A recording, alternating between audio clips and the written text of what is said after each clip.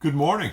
I'm so glad you could be with me today as together we get into God's Word, verse by verse, seeking to unfold what it is that God has gone to the trouble of revealing from heaven in His God-breathed Scriptures. We've been working our way in the book of Romans, verse by verse, seeking to understand the implications of the things that God has said. We're in the first chapter, and I want to pick up the reading today in verse 26. For this reason, God gave them up to dishonorable passions.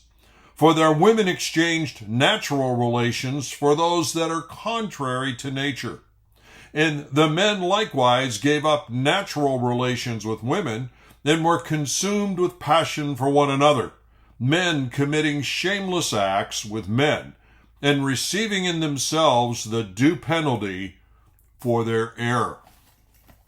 In the latter part of the first chapter of Romans, if you've been with me for a number of days, and if you haven't been, please go back and listen to those sessions. But at any rate, in the latter part of the first chapter of the book of Romans, we're examining some of the tragic consequences that emerge in people's lives as an outgrowth of their determination to reject the truth about God, reject that truth that God has innately put within them, and also that He has given witness to within the world around us and within nature. The gospel was given to us to be a solution to our sin, which inevitably separates us from God. But these verses later on in the first chapter help us to understand that sin not only separates us from God, but sin also corrupts and enslaves us as individuals.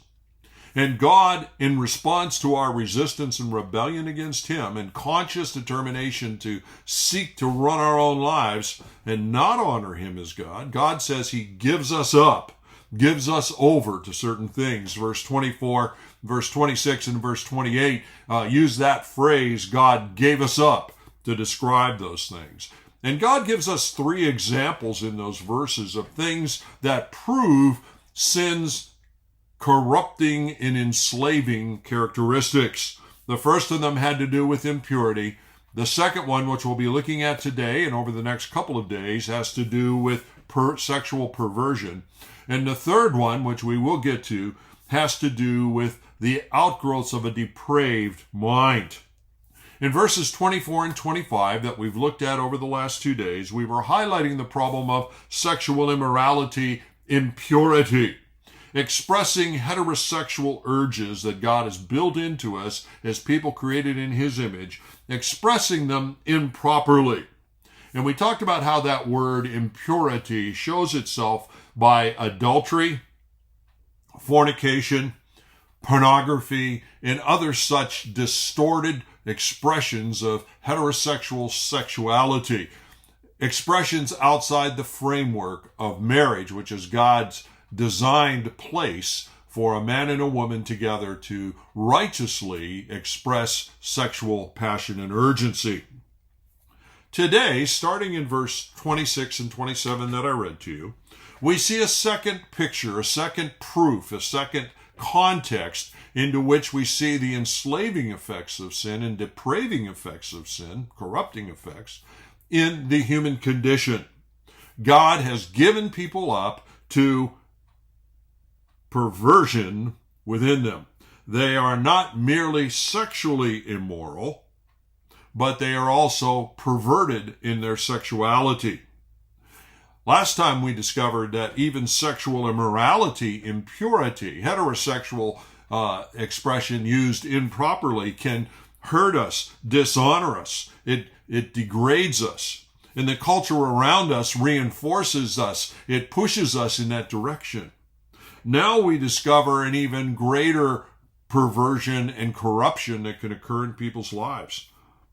Unnatural, perverted sexuality. The term dishonorable passions that we encounter in verse 26, for this reason God gave them up to dishonorable passions. That particular word, actually it's two words in the Greek, and it describes passions that are expressed in ultimately degraded ways, shameful ways. The Greeks use that terminology that we encounter here in this portion of Romans chapter 1 to describe what we would label today sexual perversion. Innate sexuality that ends up being expressed and pushing people in directions that are inevitably perverted. Now, these dishonorable passions that we're talking about here can have multiple expressions. There's multiple ways that sexuality can end up being dishonorably expressed and depraved in a person. But all of those ways unite together in being ways in which sexuality, passion within, is expressed in non-heterosexual manner. Now, not all heterosexual sexuality is proper. It's sinful when expressed outside the framework of marriage. And of course, that's what we've been looking at in the preceding verses. But now God is talking about that level of sin's corruption, where people are expressing sexuality in ultimately depraved ways that no longer reflect heterosexuality as God designed it in the human being. Sexuality expressed not toward the opposite sex, but toward one's own sex.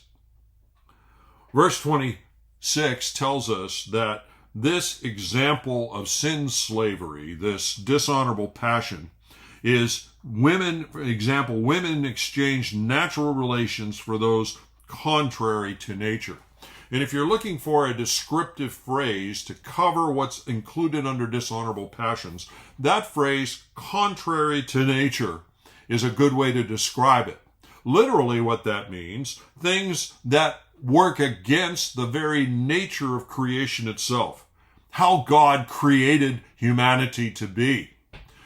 It's possible to end up functioning in a way that is in contrary picture to your innate created way to be.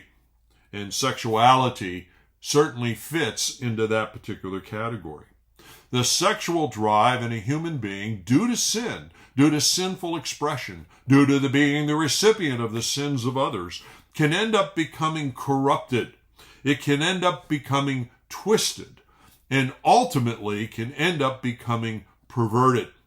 And so we're talking here not merely about immorality, impurity, although the things we're talking about here are immoral and are impure, but we are talking about things that actually have become corrupted and twisted, perverted, things that are immoral, things that are twisted and perverted.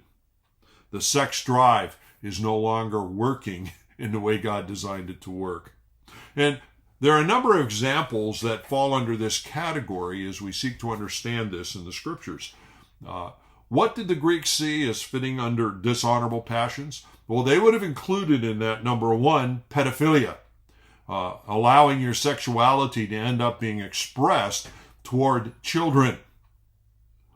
Another thing they would have incorporated under that is what is called bestiality, where someone allows their sexuality to be directed toward and expressed toward animals. One of the ways that one can show contrary to nature dishonorable passions is in what is called homosexuality, where the sexual drive is directed toward someone of one's own sex. But the word also included a wide variety of distortions and perversions, things that I think are best described as that range of things that include underneath the LGBTQ, etc. sort of description in our contemporary society. The complexities and distortions of all sexual expression outside of heterosexuality. So God is identifying this problem, and there's much more to say about this, and we're going to look more in it over the next 2 days. But God is drawing our attention to it and saying, listen, as a consequence of stubborn resistance to what is true about God and a refusal to believe it and a refusal to turn and find in the gospel the power of salvation, God will give people over to the corrupting and enslaving effects of sin. not merely the slavery that comes from impurity, but the slavery that comes from perversion. Well, join me tomorrow as we look at these verses further and seek to understand more of this second characteristic, this second proof, the characteristic of slavery to sexual perversion. Join me then, won't you? God bless.